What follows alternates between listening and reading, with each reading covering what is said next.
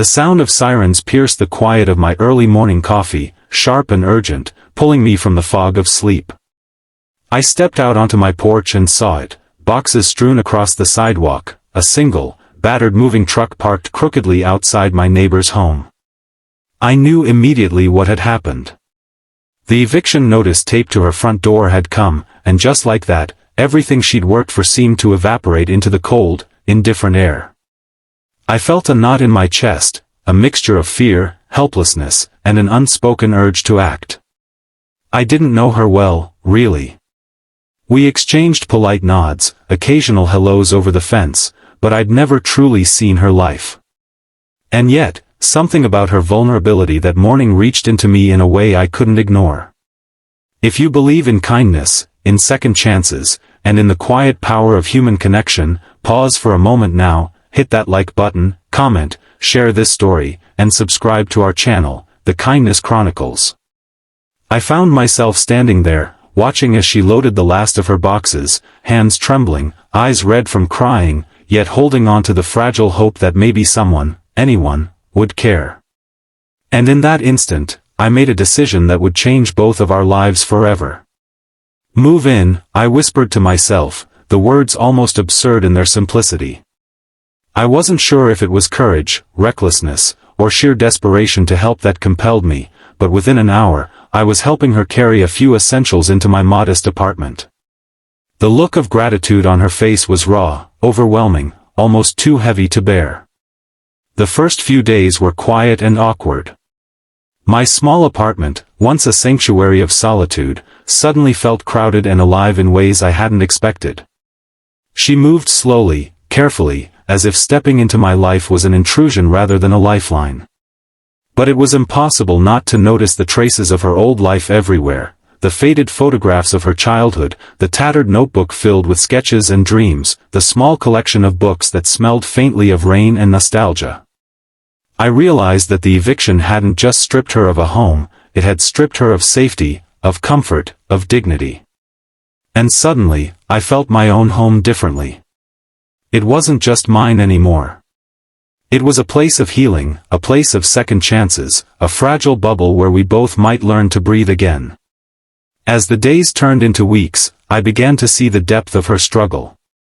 She wasn't just facing homelessness, she was facing despair, isolation, and a quiet, simmering hopelessness that made even the simplest tasks monumental. I watched her wrestle with guilt, guilt for burdening me, guilt for failing in ways she blamed herself for, guilt for the dreams that now seemed impossibly out of reach. And yet, there was something else beneath it all, a flicker of resilience, a tiny ember of hope that refused to be extinguished.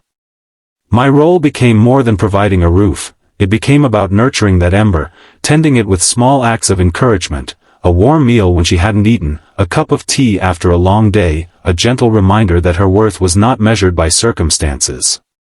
One night, as I lay awake listening to her soft sobs from the next room, I realized that our connection had grown beyond neighborly concern.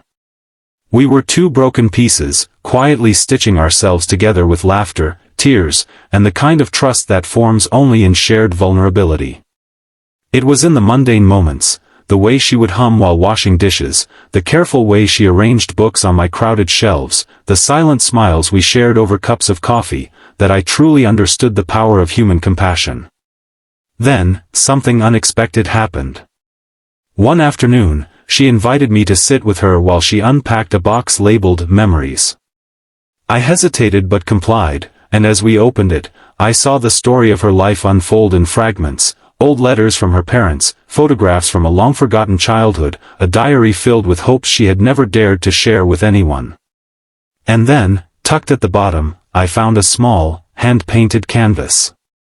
It was a portrait of a home, warm, inviting, full of light, and underneath, in delicate handwriting, she had written, "One day, I hope to belong somewhere again." It was then I realized that in giving her shelter, I had received something far greater, the gift of witnessing courage, of seeing hope re-emerge in someone who had nearly given up on it. We began to build a rhythm, a fragile but beautiful normalcy. She found a part-time job at a local bookstore, and I watched with quiet pride as her confidence returned, step by careful step. Our friendship deepened, rooted not in convenience but in a shared understanding of what it means to fall, and what it means to be lifted. Months passed, and our lives intertwined in ways I hadn't anticipated. She began teaching me to notice small joys, the way light hits the corner of a room in the afternoon, the sound of rain against the window, the comfort of a shared silence. I taught her to trust again, to believe that kindness was not a fleeting gesture but a lifeline. And then came the day that changed everything. She had saved enough to move into a small apartment of her own, her first home in nearly a year. As we carried her boxes to the moving truck, I saw tears in her eyes, and in mine.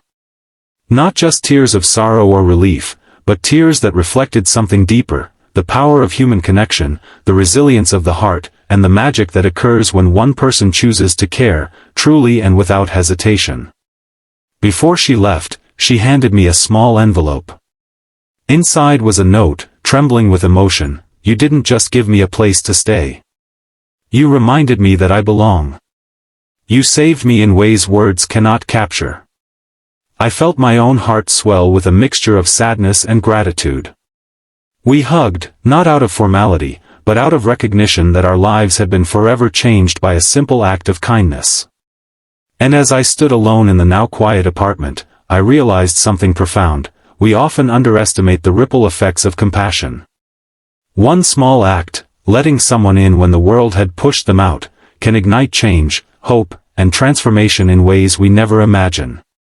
My neighbor's eviction had been a tragedy, but it also became a story of resilience, courage, and the beauty of human connection. If this story touched your heart, if it reminded you of the importance of kindness and second chances, please take a moment to like this video, share it with someone who needs hope, comment your thoughts below, and subscribe to the Kindness Chronicles. Let's continue spreading the light, one story at a time.